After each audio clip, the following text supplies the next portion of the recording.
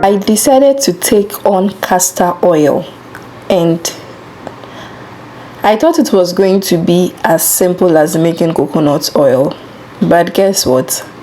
That's a spoiler alert. It was never anything close. Hello my people, gather around. Let me tell you a story about me and the castor seed. A seed so small yet so stubborn. It made me sweat fire just to bring out 1 spoon of oil. Guess what? The elders say the child who fetches water is the one who breaks the pot. Truly, I broke sweat before I fetched this oil. From roasting on the coal pot to boiling, blending, pressing, even sleeping with a stone on top of it, all for 1 tablespoon. And yet that little spoon taught me why castor oil is worth its weight in gold. Yes, because you see, castor oil is not just an oil. It's medicine, it is spiritual, it is wisdom pressed into liquid form. Now let's look at some benefits of castor oil physically. It is one of the best natural remedies for hair growth. Apply it on your scalp and edges and you see your hair growing thick like the forest. The other is for the skin. It softens, heals dryness, reduces scalds, and even smooths wounds. Some use it as a natural laxative, clearing the stomach when it's blocked. It strengthens immunity, reduces inflammation, and supports healthy joints. On this day of the hasking, the sun wasn't giving what it was supposed to give. So I had to bring out the coal pot and imagine me sitting there like a village chemist, roasting seeds just to crack them open. Trust me, by the end, I was looking like I did sign up for a full-time job in seed cracking.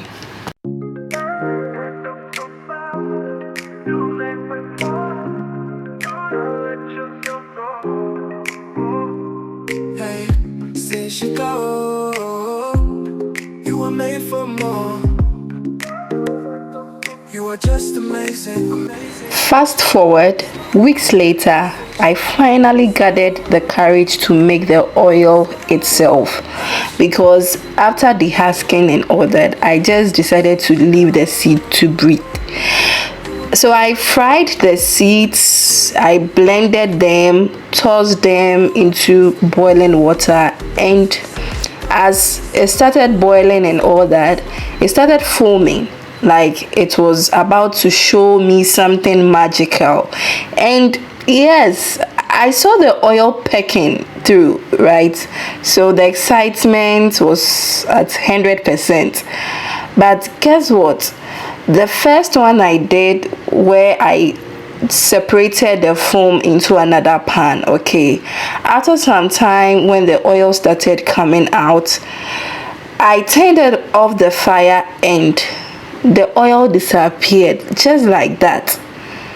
It was all gone, but I did not give up. So I strained, squeezed, pressed, even placed a stone on the bigger portion, okay, for at least overnight. And just like some kind of traditional oil extractor, at the end of all that drama, yeah, let the drum rolls.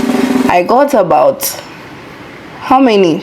About 5 teaspoons, okay, in total. And as if that is not enough, the bottle started giving me science experiments.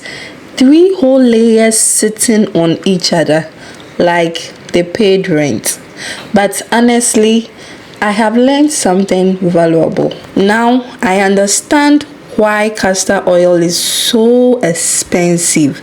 It's not just about the oil, but the sweat, patience, and maybe even tears in a bottle.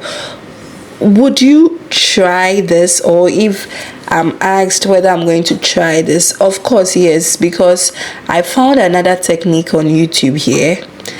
And I'm in for the experiments. I'm not done until I conquer this thing. Yes, until I make an oil, okay, good oil, maybe at least about 100 ml bottle. Okay, so here is my takeaway. Making castor oil at home is not for the faint-hearted. If you don't have patience, if you don't have the time, just go and get it from the shop.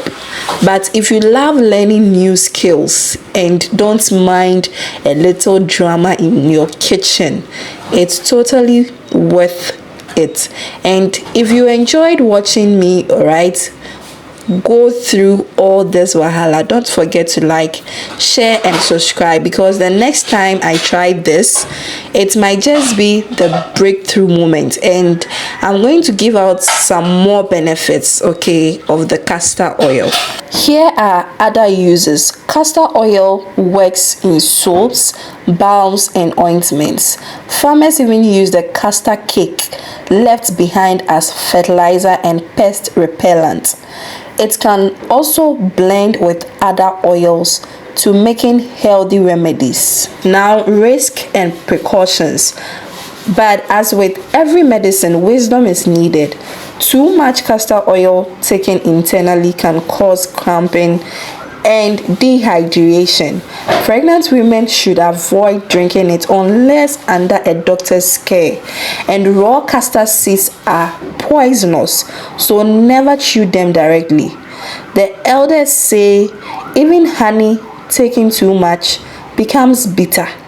The same with castor oil. Respect it, use it wisely, and it will serve you. So my people, when next you see a bottle of castor oil in the market, remember you are not just buying oil, you are buying patience, fire and wisdom pressed into liquid gold.